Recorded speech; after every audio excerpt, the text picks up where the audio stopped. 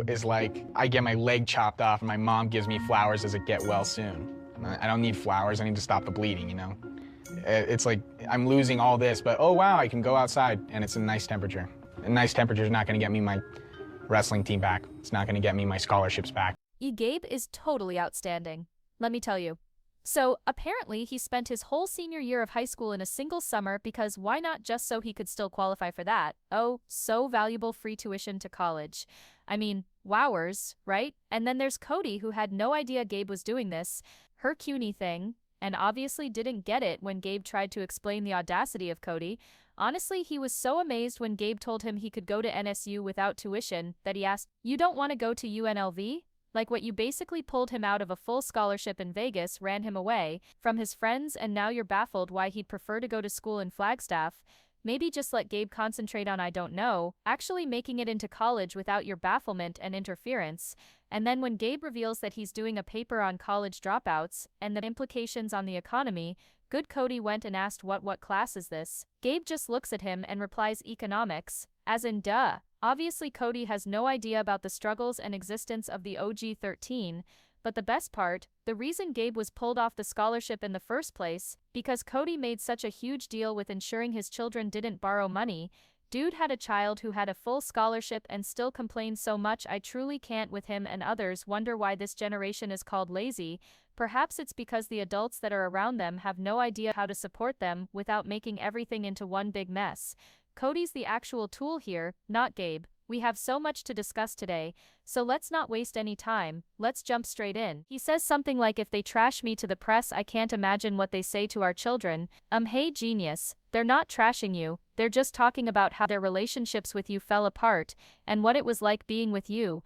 And even then, when the news of the breakups first hit, the focus was mostly on their lives moving forward, not on taking you down. It's almost like he forgets that he's been on TV for nearly 2 decades, and that his ex-wives don't need to trash him. He does it that perfectly well all himself with the way he behaves. And hello Kody, most of your children are either grown or almost grown, they can make their own judgments about you. Your ex-wives aren't the ones estranging you, you're doing that all by yourself. Considering this footage was recorded in 2022, I really hope he's not still trapped in this paranoid delusional state where he believes his ex-wives are attempting to destroy his reputation. He did it to himself. It's like when you inform your wives that you're no longer interested in them and you don't wish to be married.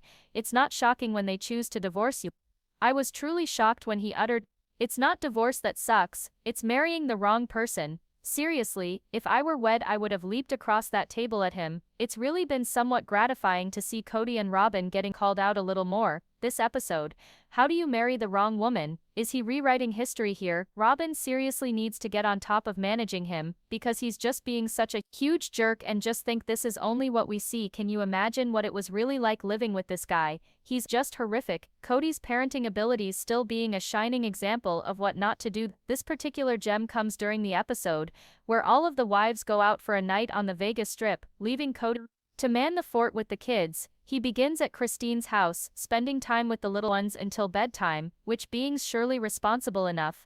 But here's where things go pear-shaped. When bedtime arrives, the kids are passed off to their individual homes, each with teenagers, supposedly able to managing them. So Kody, the dedicated father, returns to Robyn's house naturally. It's her night, abandoning his infant daughter, really in the hands of a teenager, who is likely more interested in their own activities than serving as a stand-in parent for a real baby. We even see a touching moment of Kody's goodbye to the teen, who's holding really in a chair like she's some kind of aesthetic accessory, instead of a helpless child. And gawk, I understand he was to have been at Robyn's that evening, and each other dwelling had older children to tend to the little ones. But gosh, why would he leave his infant daughter with a teenager when she was still alert? Good sense would tell him to sit at Christine's house for a little while longer, putting truly to bed and being the good father he's expected to be. But of course that would have him look out for his own child, instead of just dumping her on someone else. Remember that sweet moment when Christine attempted to discuss her kids' schedules, and Kody essentially dismissed it? Yeah, he was as useful as a screen door on a submarine, passing the buck on to her other children instead of actually taking any initiative. Typical Kody. Kody, the man who somehow managed to turn helping tuck the kids into bed a monumental task, but somehow managed to find the time to do everything for Robyn. It's really hard to get your head around. why he wouldn't assist Christine and Lee, particularly when she's at work. She needed him to do something as minimal as check on the kids, which would have taken perhaps 10 minutes. But no, that was too much. Apparently for him, his reason, he had other wives and children who needed him, and this was from the man who was always bragging about how easy it was to have everybody under the same roof in one big house. It's amazing how he never had an issue running around to take care of Robyn's children, even though they were in different houses every night in the cul-de-sac. But somehow looking in on Christine's children, who were literally just down the hall, was more than him. Classic Kody logic. Right. He made it sound like she was requesting he move in full-time, not assist the kids in getting to bed, and surprise surprise, she wasn't his favorite, so she didn't receive any of that active and engaged dad treatment. He likes to pretend he's this wonderful father, but his actions yell otherwise. Polygamy and his full schedule were just his default excuses to avoid anything even a little bit inconvenient. Then Robyn appears, and all of a sudden he's this ideal father, able to do all the things he made like he was too busy for previously. But here's the catch. He wasn't busy, he was simply lazy, self-centered, and wanted to get out of doing anything he didn't want to do, including putting kids to bed, particularly when there are a lot of them, isn't really the most enjoyable thing on earth. So no thanks. Let's get real. Kody is simply a petty little twerp who grudges like a child and penalizes anyone who crosses him, even if they are not aware that they've done so. Christine had the temerity to be friendly, charming, and dare I say more engaging than him, and we all know Kody's ego was not Able to cope with that. So what does he do? He punishes her via her children, because why not complicate her life? Season 15 episode 2. What a goldmine of drama this is, the episode that somehow is both hilarious and cringe-worthy at the same time. So imagine this. The adults, for reasons I can only guess, were spurred on by the desperate bid of the production company to provide the Darkers with a reality show, head off on a trip to Utah, and of course no one is excited about the prospect of being packed into one vehicle for hours, but you know who is not exactly pleased about it? Kody. It kills him utterly, and as the clock ticks down and they're late, they shove everything into Christine's SUV, and surprise, Christine takes full advantage of this little opportunity to casually roast Kody. The whole time it's glorious. Kody in return gets even grumpier and twitchier, which honestly is like comedy gold. It even gets Robyn to crack a smile. It's a small miracle, but wait, there's more, because just when you think things can't get any better, bam, flat tire, guess who's the recipient of more? Christine's sarcasm. Yep, Kody again, and it's completely hilarious. They do finally get to the Dargers' house, and Joe with his 3 wives sits with the group. The subject of one house, one family arises. One of the Darger wives begins discussing her relationship with the kids who are not her biological children, and hold up here. It arrives. Robyn, in a moment of rare lucidity, gets real. It really pricked my heart, she says, because I know what it's like to not have that. And then in a rare moment of true self-awareness, she adds, I'm just going to be frank here, I'm like a stepmom. I will always want and promote those relationships as much as I possibly can, but it has been a source of sadness for— And you know what? Bravo, Robyn, you finally nailed it. But here's the thing, she'll never quite understand. Robyn, sweetheart, you're the stepmom because of your own behavior. Let's be real, one of the clever commenters got it right. A while ago, Robyn wanted the plural family lifestyle, but she didn't want to work at it. She thought she could waltz in and get the other wives and children to just roll over and welcome her like Kody did. She thought her children were entitled to special treatment, and the other children, well, they were just the other children. I mean, perhaps the result wouldn't have been radically different. Kody's still Skody after all, but who knows, Robyn could have actually maintained her plural family if she had only made some effort and not treated everybody else like extras in her own drama. And talking of differences, let's analyze. Janelle was pregnant with Logan when Christine wed Kody. All of the elder Brown children matured with the OG 3 wives as mothers, cohabiting under one house, whether the initial house or the arrangement in Lee. Robyn alternatively never shared a home with them aside from that short period in the Vegas vacation house, which does not actually count. In the meanwhile, Joe Darger's first 2 wives wooed him simultaneously and wed on the same day the third wife. Well, she's actually the twin of the other non-legal wife. These individuals have been together for years, so Robyn's situation, not quite on par now. If Robyn had allowed Christine to babysit her younger children rather than attempting to play the I know everything about polygamy card, and actually hear the other wives, perhaps, just perhaps, she could have become part of the crew, rather than still being the outsider. Sure, she had fears regarding Pin bullying her girls, but what if she had just did it, and solved that issue? If it really did happen, it would have more than likely benefited Gwen as well. But Robyn, she never gave it an opportunity. She was too consumed by her own immaturity to even attempt, and well, I mean, take a look at her husband. That kind of explains everything, doesn't it? Okay, let's all just be honest here. Kody and Robyn definitely got married prior to the cameras beginning to roll. It's rather clear when you consider its story. Silently did not want the truth to come out, so they constructed this entire Robyn is new to the family narrative, and ensured we got to shoot that big wedding scene stereotype reality TV drama, right? But if Kelty's racing down there to assist with the kids, I mean, she obviously had some familiarity with Robyn already, and let's be real, Christine would never allow her daughter to live with some stranger woman. She didn't even know. Oh, come on.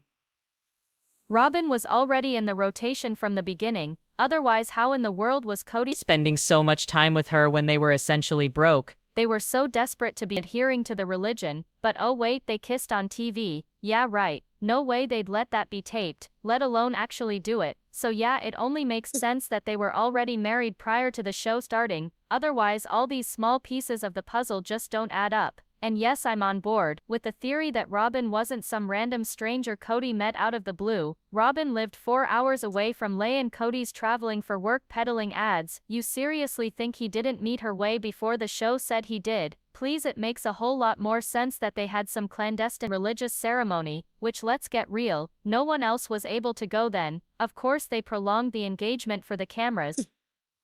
That's how Robyn got her coveted rotation time. Kody and Robyn weren't going to wait around for the TV show to tell them it was okay to act like a married couple, two grown people deeply religious with a fast-track courtship. Yeah, they weren't waiting around. And as for Mary finding Robyn, please, I think Mary was just the one drawn into the project of bringing Robyn into the family. The first 3 wives.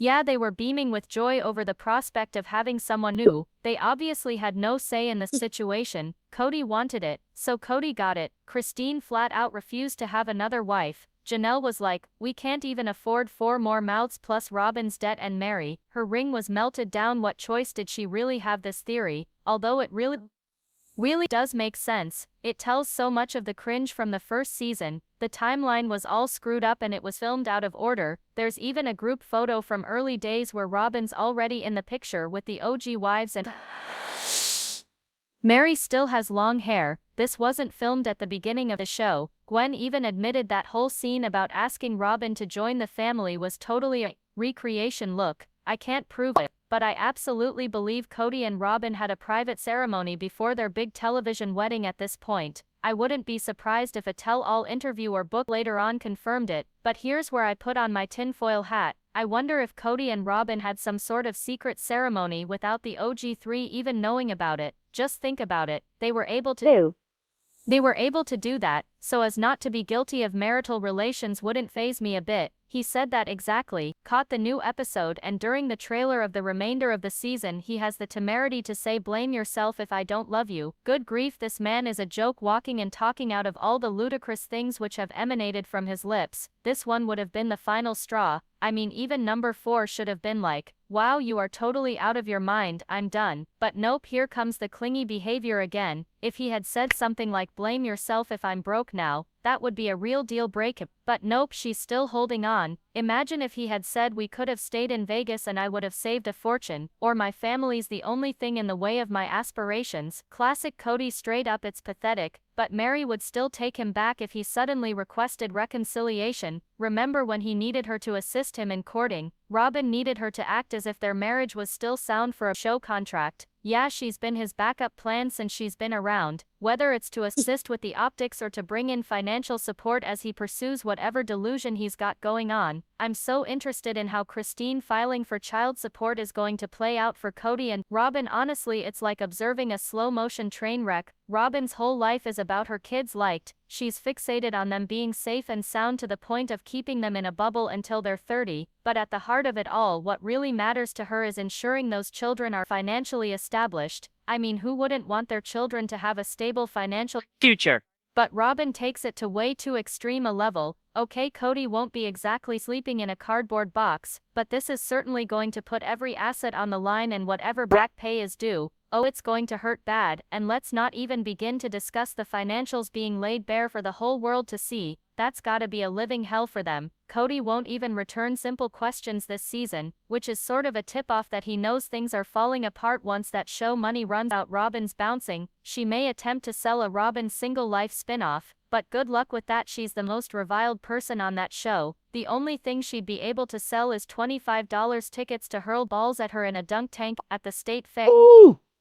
That's all, and let's be honest, Robyn is never going to let a single smell go to completely over her own children, even though she'll say Kody is such a wonderful father when it conveniently suits her. It's ridiculous, but hey, Christine totally timed that child support move just right, didn't she? Kody's going to be financially screwed, and I couldn't be happier. It's rather sickening how Kody made a conscious decision to have 13 children and then just bail on all of them for Robyn and her 3 children plus the 2 they share together. Completely ill. Robyn's got Kody questioning everything about her now, you know, the stuff he already knew, but now suddenly seems to be super upset about. She talks about him being angry not only at her but at the entire world. So Kody, never the master of clarity, says, I'm getting a divorce, give me time to get over it. I'll get over it. I think, yeah, he really does seem to be processing that. Maybe it's dawning on him that Robyn's whole vibe, her need to control things, actually played a role in Christine's leave. Honestly, it almost feels like Robyn had an agenda here. Get Christine out of the picture. Christine wasn't exactly the easiest to deal with, and honestly she wasn't exactly pulling her weight in money in relation to Meri and Janelle, and on top of that she didn't precisely roll over when Robyn came along. She didn't just allow Robyn to dominate the entire family situation, and don't even get me started on the you don't need 3 wives to get into the kingdom thing. Meri always overlooked, but holding on for dear life, and Janelle just content to do whatever she wanted, both easy targets for Kody. But Robyn, I don't believe she ever took care of the other wives living in the picture. She probably just wanted Christine out of the way because Christine was the core of the family, and Robyn, she was simply attempting to establish her own little niche as the favorite. Less competition, more attention for her, it is obvious. Now she wanted the other wives to just hang around quietly, neglected. While she lived the life she always fantasized about, she needed them to continue contributing financially to her lifestyle to use as punching bags for Kody's temper. And with the others departed, well, Robyn will quickly discover that Kody's discontentment has nowhere else to turn but to her and her children. But here's the thing, what is Kody really angry about with his divorces? Pushed Meri aside. He said to Christine, he didn't wish to be married to her anymore, and he spent years bashing Janelle, so what's he complaining about? He got exactly what he wanted, but naturally the entire thing smells like a setup. Kody and Robyn appeared to have this entire move to Flagstaff thing mapped out, and the plan was simple: access to the original wives' money and get away from the family fortune. Robyn acted like she didn't want to buy a home, and boom, all of a sudden she had all the money at no home to construct. Convenient at that particular time came the entire I'm not interested in her anymore thing, as if he was attempting to make it simpler to break off the relationship on He's all so scripted. And let's not forget, Dayton getting his own RV, so much for family cohesion. Here's the kicker, however, Kody's married to Robyn now, which makes it even more difficult for him to justify taking money from his other wives and giving it to her. He's legally committed to Robyn, so where's his reason for the entire taking from all the single wives to be around for his new wife thing? Isn't gonna catch on in court, let alone all the kids are involved. Talk about a catastrophe of bad choices. Write your thoughts on it in the comments.